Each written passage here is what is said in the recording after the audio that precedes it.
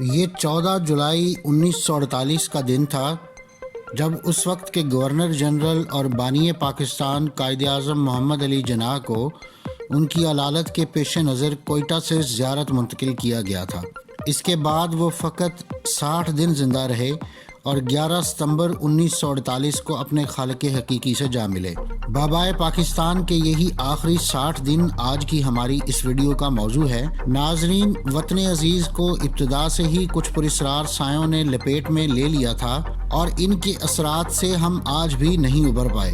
تجسس T V کی آج کی اس ویڈیو میں ہم ایسے ہی کچھ سوالات اٹھا رہے ہیں کہ قائد اعظم محمد علی جناح کو شدید بیماری کے عالم میں کوئٹہ سے زیارت منتقل ہونے کا مشورہ کس نے دیا تھا؟ وہ کیا وجوہات تھیں کہ شدید علالت میں جب انہیں کراچی منتقل کیا جا رہا تھا تو ان کی ایمبولینس میں پیٹرول ہی نہیں تھا اور قائد اعظم شدید نکاہت اور بیماری کی حالت میں کئی گھنٹے تک بے یار و مددگار اس ایمبولینس میں پڑے رہے؟ اگر آپ مختلف سائنسی، تاریخی اور علمی موضوعات پر سوچتے ہیں اور مزید جاننے کا تجسس رکھتے ہیں تو سبسکرائب کیجئے ہمارا چینل اور بیل آئیکن دبائیے تاکہ ان موضوعات پر تیار کی گئی ہماری ویڈیوز آپ کو فوری مل سکیں۔ ناظرین، زیارت اپنے صنوبر کے درختوں کی وجہ سے دنیا بھر میں مشہور ہے اور کوئٹہ سے 133 کلومیٹر فاصلے پر 2449 میٹر کی بلندی پر واقع ہے۔ یہ جگہ ایک بزرگ خرواری بابا کی آخری آرام گاہ کی نسبت سے زیارت کہلاتی ہے اور جناح کی آرام گاہ یا قائد اعظم ریزیڈنسی زیارت سے 10 کلومیٹر کے فاصلے پر واقع ہے۔ ان کی بہن فاطمہ جناح نے اپنی کتاب مائی بردر میں تحریر کیا ہے کہ کوئٹہ سے زیارت منتقل ہونے کا فیصلہ جناح کا ذاتی فیصلہ تھا، کیونکہ ان کی سرکاری اور غیر سرکاری مصروفیات کے باعث کوئٹہ میں بھی انہیں آرام کا موقع بالکل نہیں مل رہا تھا اور مختلف اداروں اور مختلف رہنماؤں کی جانب سے انہیں مسلسل دعوتیں موصول ہو رہی تھیں کہ وہ ان کے اجتماعات میں شرکت کریں اور ان سے خطاب کریں۔ تاہم یہ سوال پھر بھی تشنا ہے کہ قائد اعظم کو زیارت کے بارے میں کس نے بتایا اور وہاں منتقل ہونے کا مشورہ کس نے دیا تھا؟ زیارت پہنچنے کے بعد بھی انہوں نے کسی مستند معالج سے علاج کروانے پر توجہ نہ دی، لیکن انہی دنوں اطلاع ملی کہ مشہور ڈاکٹر ریاض علی شاہ اپنے ایک مریض کو دیکھنے کے لیے زیارت آئے ہوئے ہیں۔ فاطمہ جناح نے اپنے بھائی سے کہا کہ ڈاکٹر ریاض علی شاہ کی زیارت موجودگی سے فائدہ اٹھانا چاہیے، مگر انہوں نے یہ کہتے ہوئے تجویز سختی سے مسترد کر دی کہ انہیں کوئی زیادہ سنگین مرض لاحق نہیں ہے اور اگر صرف ان کا معدہ خوراک کو ذرا بہتر طور پر ہضم کرنے لگے تو وہ جلد ہی دوبارہ صحت مند ہو جائیں گے۔ بقول فاطمہ جناح وہ ڈاکٹروں کے ایسے مشوروں سے ہمیشہ گریز کرتے تھے کہ کیا کریں، کیا کھائیں، کتنا کھائیں، کب سوئیں اور کتنی دیر آرام کریں۔ علاج سے گریز کی ان کی یہی پرانی عادت بیماری کی شدت بڑھتے ہی دوبارہ آ جاتی تھی، مگر جلد ہی وہ اپنی اس عادت کو ترک کرنے پر مجبور ہو گئے۔ زیارت پہنچنے کے ایک ہفتے کے اندر ان کی طبیعت اتنی خراب ہوئی کہ ان کی زندگی میں پہلی مرتبہ ان کی صحت خود ان کے لیے پریشانی کا باعث بن گئی۔ اب تک ان کا خیال تھا کہ وہ صحت کو اپنی مرضی کے تابع رکھ سکتے ہیں، مگر 21 جولائی 1948 کو جب انہیں زیارت پہنچے ہوئے فقط ایک ہفتہ گزرا تھا، انہوں نے یہ تسلیم کر لیا کہ اب انہیں صحت کے سلسلے میں زیادہ خطرات مول نہیں لینے چاہیے اور یہ کہ اب انہیں واقعی ایک اچھے طبی مشورے اور توجہ کی ضرورت ہے۔ فاطمہ جناح کا کہنا ہے کہ جو ہی انہیں اپنے بھائی کے اس ارادے کا علم ہوا تو انہوں نے ان کے پرائیویٹ سیکریٹری فرخ امین کے ذریعے کابینہ کے سیکریٹری جنرل چودھری محمد علی کو پیغام بھجوایا کہ وہ لاہور کے ممتاز فزیشین ڈاکٹر کرنل الہی بخش کو بذریعہ ہوائی جہاز زیارت بھجوانے کا انتظام کریں۔ ڈاکٹر الہی بخش 23 جولائی 1948 کو کوئٹہ اور پھر وہاں سے بذریعہ کار زیارت پہنچے، لیکن دن بھر سفر کرنے کے باوجود انہیں زیارت پہنچتے پہنچتے شام ہو گئی اور جناح صاحب سے ان کی ملاقات اگلی صبح ہی ممکن ہو سکی۔ انہوں نے اپنی کتاب میں لکھا ہے کہ جب میں نے قائد سے ان کی بیماری سے متعلق بات چیت کی تو ان کا تمام زور اسی بات پر تھا کہ وہ بالکل بھلے چنگے ہیں اور یہ کہ ان کا معدہ ٹھیک ہو جائے تو وہ جلد ہی معمول کے مطابق کام کرنے لگیں گے۔ مگر جب ڈاکٹر الہی بخش نے قائد اعظم کا سرسری معائنہ کیا تو وہ اس نتیجے پر پہنچے کہ ان کا معدہ تو بالکل ٹھیک ہے، لیکن ان کے سینے اور پھیپھڑوں کے بارے میں صورتحال اطمینان بخش نہیں ہے۔ ڈاکٹر الہی بخش کے مشورے پر اگلے دن کوئٹہ کے سول سرجن ڈاکٹر صدیقی اور کلینکل پیتھولوجسٹ ڈاکٹر محمود ضروری آلات اور ساز و سامان کے ساتھ زیارت پہنچ گئے۔ انہوں نے فوری طور پر قائد اعظم کے ٹیسٹ کیے، جن کے نتائج نے ڈاکٹر الہی بخش کے ان خدشات کی تصدیق کر دی کہ وہ تپدق یعنی ٹی بی کے مرض میں مبتلا ہیں۔ ڈاکٹر الہی بخش نے مرض کے حوالے سے سب سے پہلے فاطمہ جناح کو مطلع کیا اور پھر انہی کی ہدایت پر اپنے مریض کو بھی آگاہ کر دیا۔ ڈاکٹر الہی بخش لکھتے ہیں، قائد اعظم نے جس انداز سے میری تشخیص کو سنا، میں اس سے انتہائی متاثر ہوا۔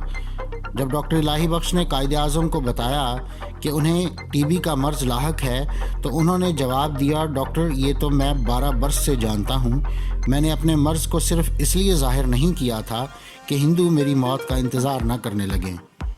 برصغیر کی جدوجہد آزادی کی موضوع پر لکھی گئی مشہور کتاب فریڈم ایٹ مڈ نائٹ کے مصنفین لیری کولنز اور ڈومینک لاپیئر نے بالکل درست لکھا ہے کہ اگر اپریل 1947 میں ماؤنٹ بیٹن، جواہر لال نہرو یا مہاتما گاندھی میں سے کسی کو بھی اس غیر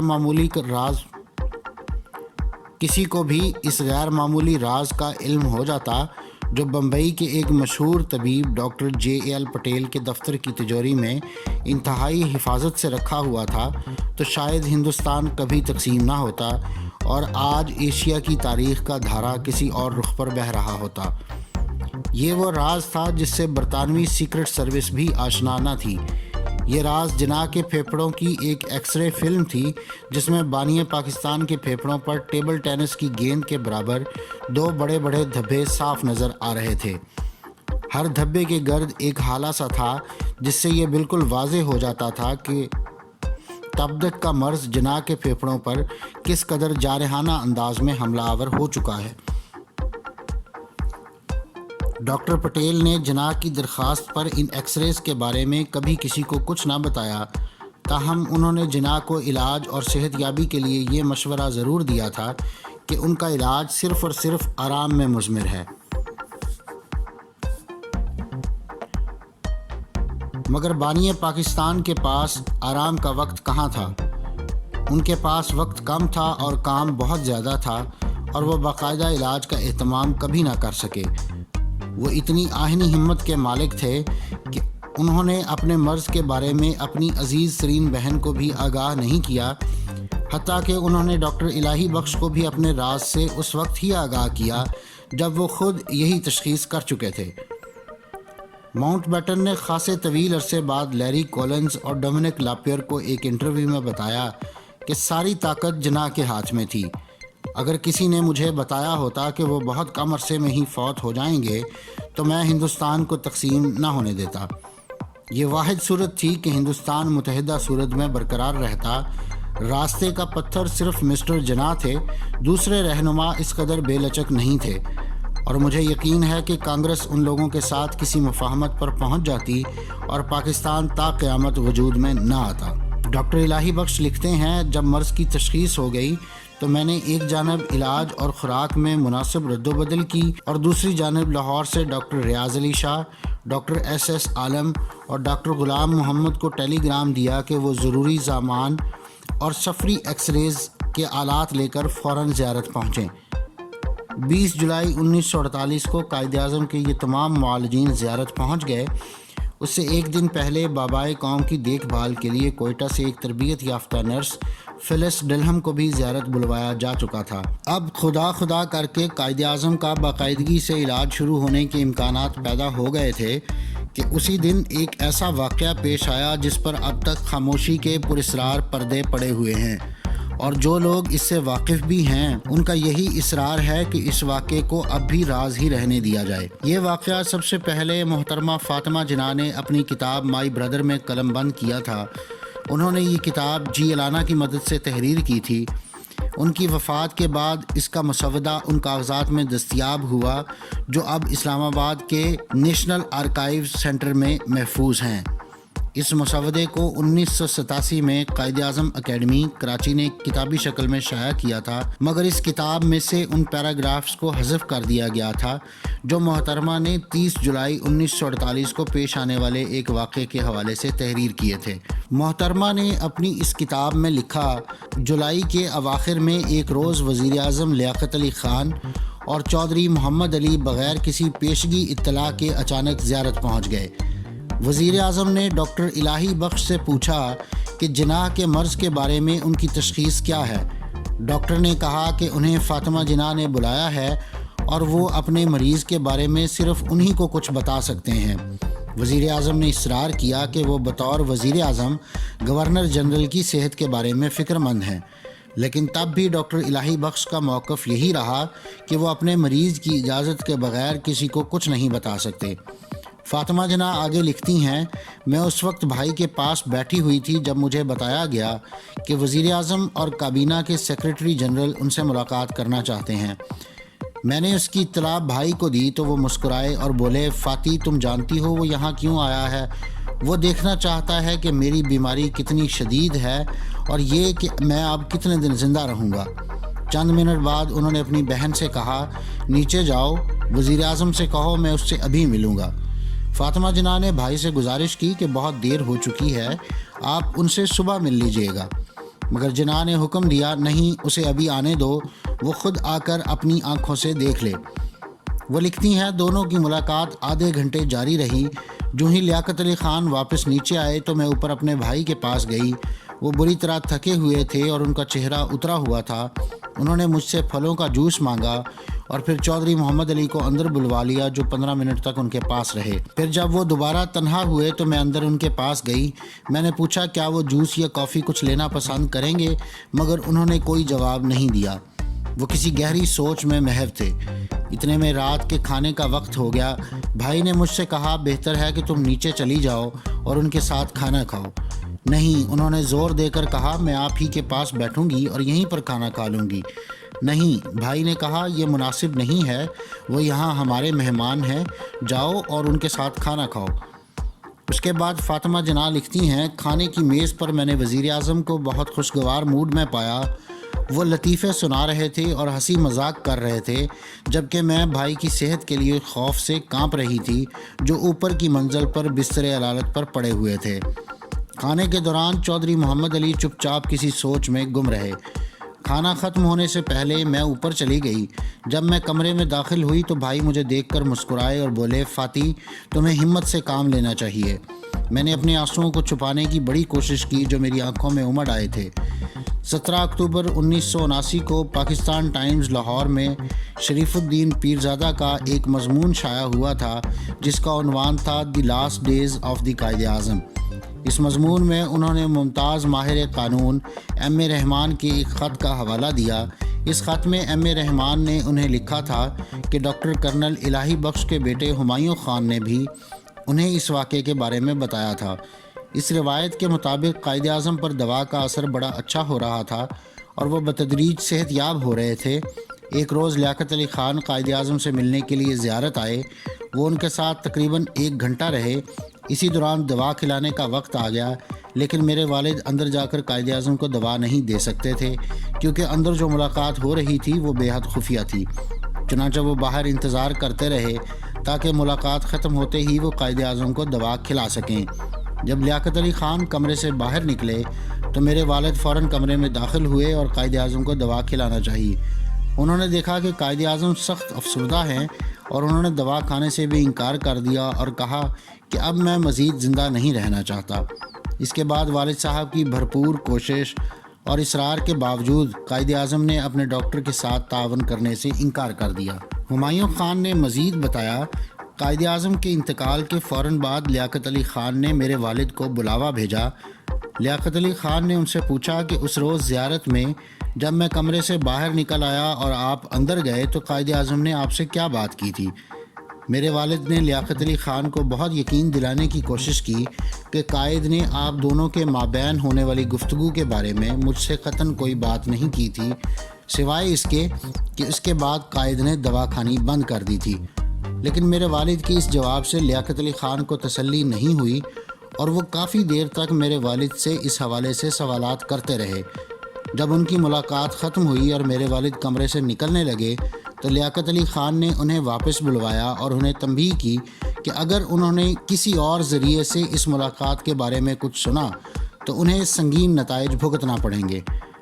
اگرچہ اس واقعے پر مزید تحقیقات کی ضرورت ہے، کیونکہ خود ڈاکٹر کرنل الہی بخش نے اپنی کتاب قائد اعظم کے آخری ایام میں اس سے مختلف بیان دیا ہے۔ وہ لکھتے ہیں، میں نیچے اترا تو وزیر اعظم سے ڈرائنگ روم میں ملاقات ہوئی۔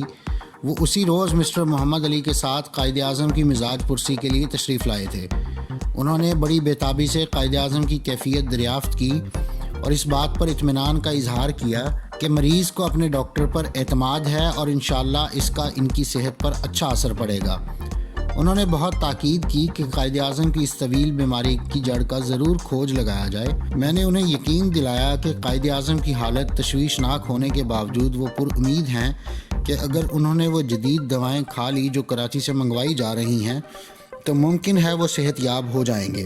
امید افزا بات یہ ہے کہ مریض میں مدافعت کی کافی قوت ہے۔ وزیر اعظم اپنے رہنما اور پرانے رفیق کی علالت سے بہت افسردہ تھے۔ ان کی دلسوزی سے میں بہت متاثر ہوا۔ اب حقیقت کیا ہے، اس کا علم تو صرف ان 5-6 شخصیات ہی کو تھا جو اس وقت موقع پر موجود تھیں۔ اب بدقسمتی سے ان میں سے کوئی بھی زندہ نہیں ہے۔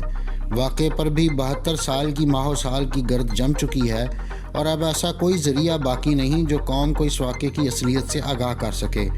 2-3 دن میں جناح کی حالت اتنی بہتر ہو گئی کہ 3 اگست کو ڈاکٹر کرنل الہی بخش نے ان سے لاہور جانے کے لیے 4 دن کی رخصت بھی حاصل کر لی۔ بظاہر اس کا سبب یہ نظر آتا ہے کہ چند دن بعد عید آنے والی تھی اور ڈاکٹر الہی بخش یہ عید اپنے اہل خانہ کے ساتھ منانا چاہتے تھے، مگر ابھی انہیں لاہور پہنچے 1 دن گزرا تھا کہ انہیں ڈاکٹر عالم کے ساتھ شعاعوں کے ذریعے علاج کرنے کا آلہ یعنی کہ الٹرا وائلٹ اپریٹس لے کر فوراً زیارت لوٹنے کی تاکید کی گئی اور 6 اگست کو وہ یہ آلہ لے کر زیارت پہنچ گئے۔ ڈاکٹر ریاض حسین شاہ نے انہیں بتایا کہ ان کی غیر حاضری میں جناح بہت کمزور ہو گئے اور ان کا بلڈ پریشر بہت گر گیا تھا، مگر انجیکشن لگانے سے ان کی حالت کچھ بہتر ہو گئی تھی۔ اگلے دن 7 اگست 1948 کو عید الفطر تھی۔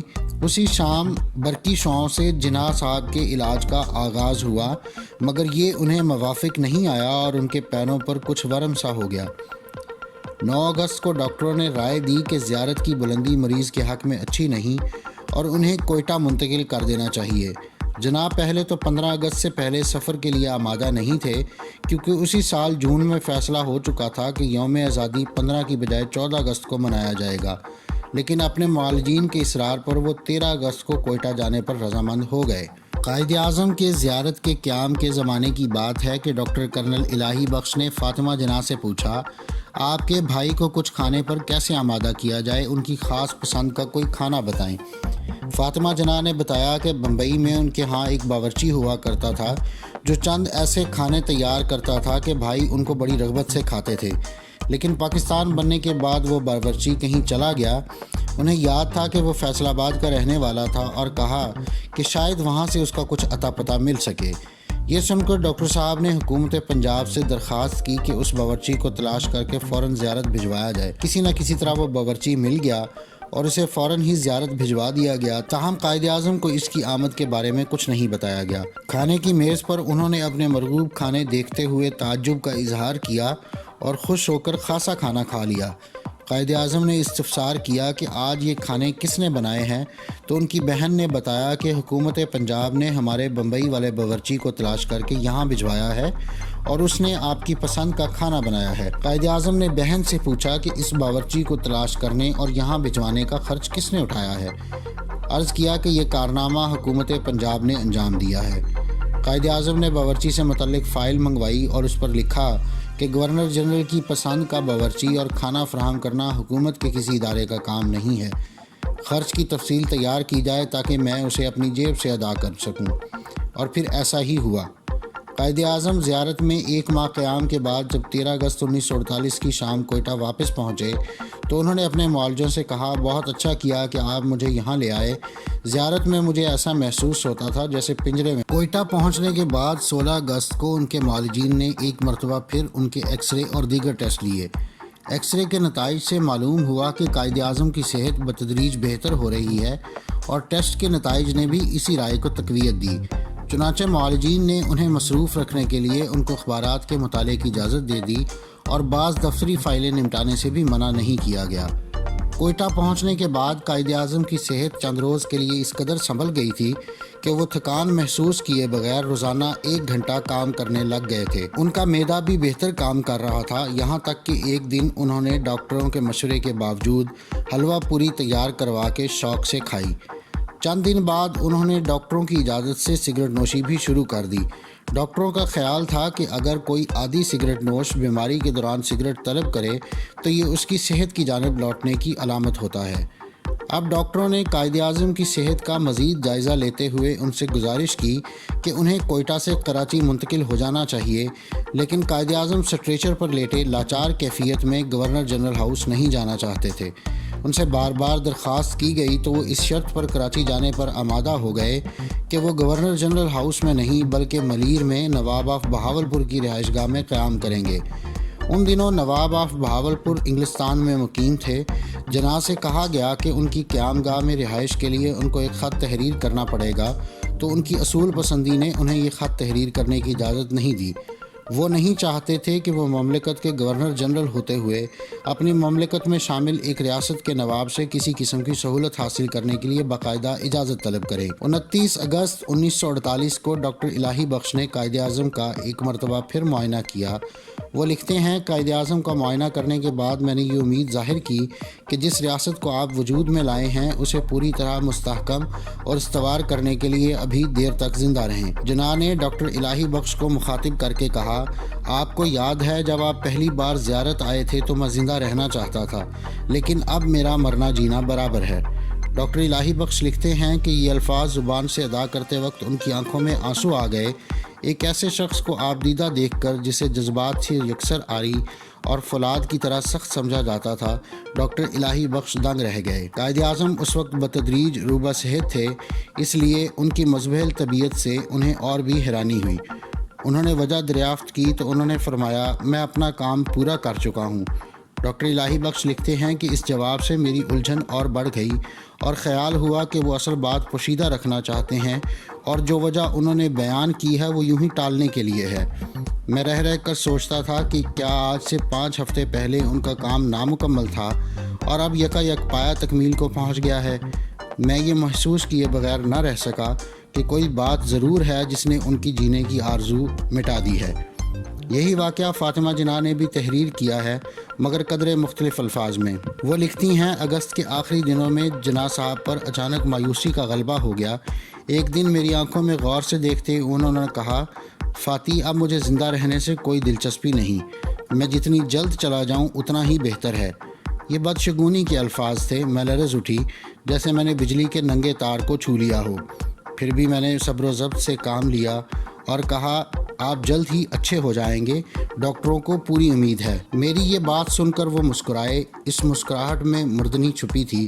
انہوں نے کہا، نہیں، اب میں زندہ نہیں رہنا چاہتا۔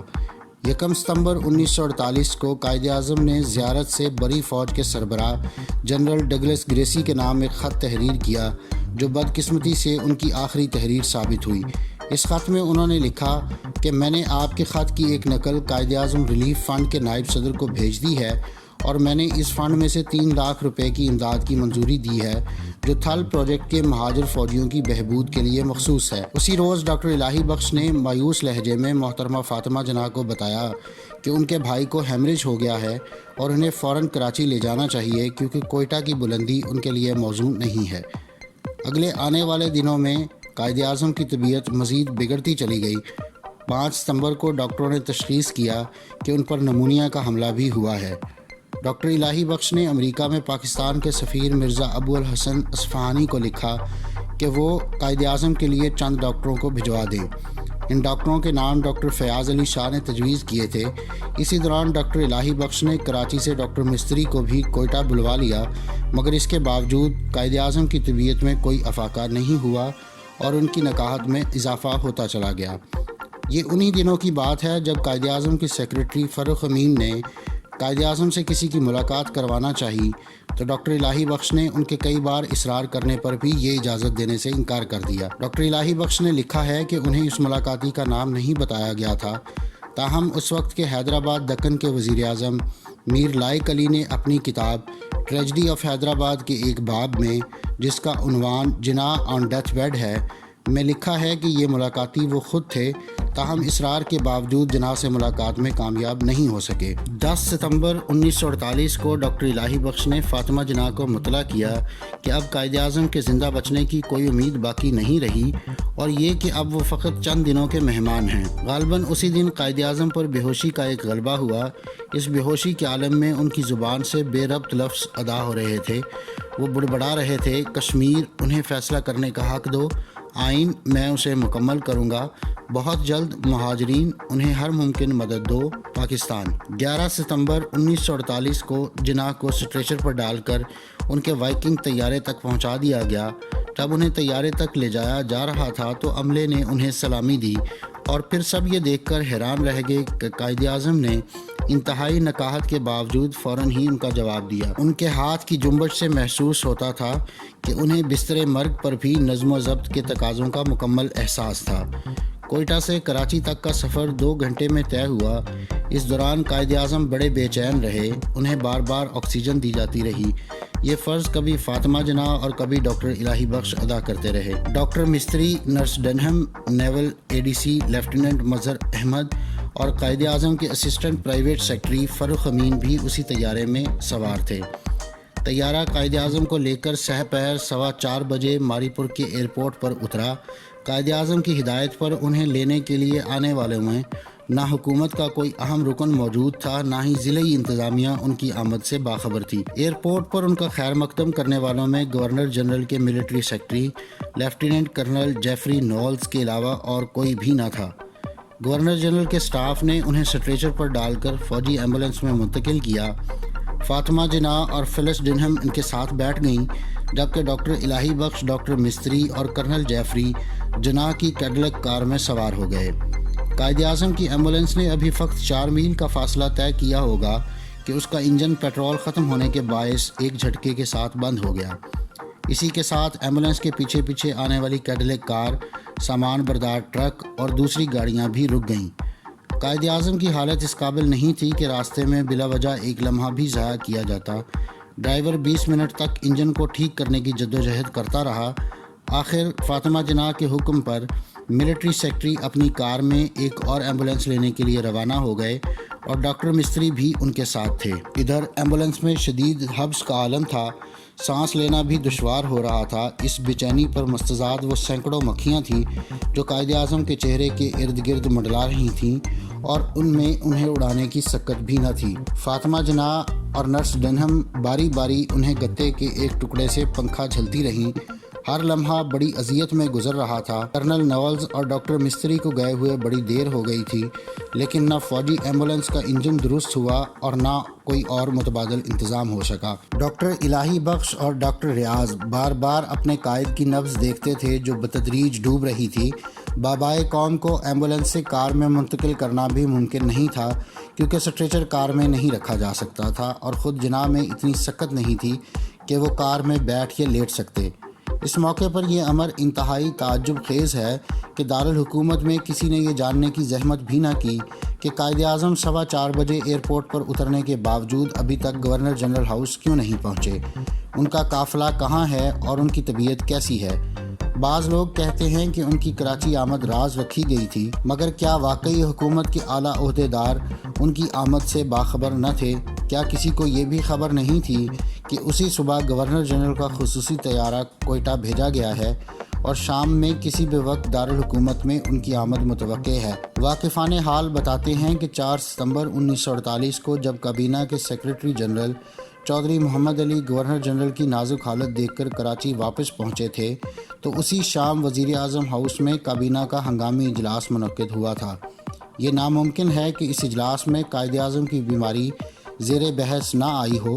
اس کے بعد جب میر لائق علی گورنر جنرل سے ملے بغیر کراچی واپس لوٹ آئے تو انہوں نے غلام محمد کی رہائش گاہ پر لیاقت علی خان، چودھری محمد علی اور سر ظفر اللہ خان قائد کی انتہائی تشویشناک حالت سے آگاہ کیا اور بقول میر لائق علی کے تمام افراد حیرت زدہ رہ گئے تھے۔ اس پس منظر میں قائد اعظم کی کراچی آمد سے حکومت کے کارپردازوں کی بے نیازی اور بے خبری تصویر کے کس رخ کی نشاندہی کرتی ہے، یہ سوال آج بھی لمحہ فکریہ ہے۔ پاکستان میں انڈیا کے پہلے ہائی کمشنر سری پرکاش نے اپنی کتاب پاکستان قیام اور ابتدائی حالات میں بھی اس واقعے کا ذکر کیا ہے۔ انہوں نے لکھا ہے کہ ان دنوں مقامی ریڈ کراس کے انچارج جمشید مہتا تھے، جن کی عزت کراچی کا ہر فرد کرتا تھا۔ بعد میں انہوں نے مجھے بتایا کہ مجھے شام کو پیغام ملا کہ ایک آدمی بہت علیل ہے، کیا آپ اس کے لیے ایمبولینس بھیج سکتے ہیں؟ یہ واقعہ 5:30 بجے شام کا ہے۔